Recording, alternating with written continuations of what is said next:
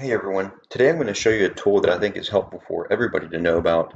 It's a tool I use in cybersecurity forensics quite a bit. Um, I've got it pulled up here on the screen. It's called VirusTotal.com. And in general, what you do with this tool is you'll upload a file to this, and you'll have probably 50 antivirus scanners scan the given file. So let's say you have a scenario where somebody sends you an email with a suspicious attachment. Maybe you think that that person was supposed to send it to you, so you're really wanting to click on it and open it.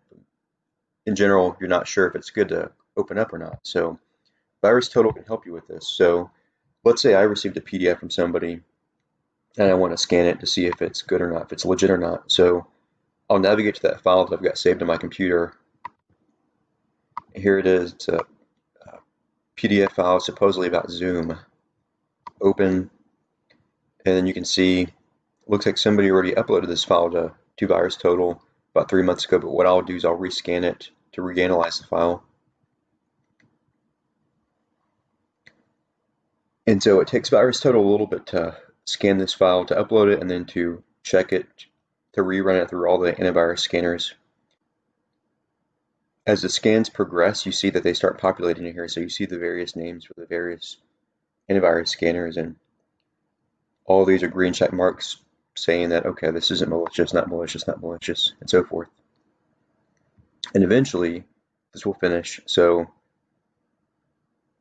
you see this timestamp right here that did say 3 months ago. Now it's a moment ago. So the file looks good. I would expect the file to be good because I downloaded it from Zoom.com, but I just wanted to use this as an example.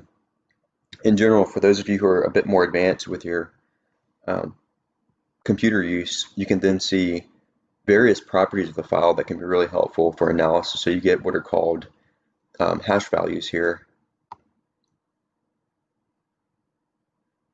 creation time, and then this community tab right here.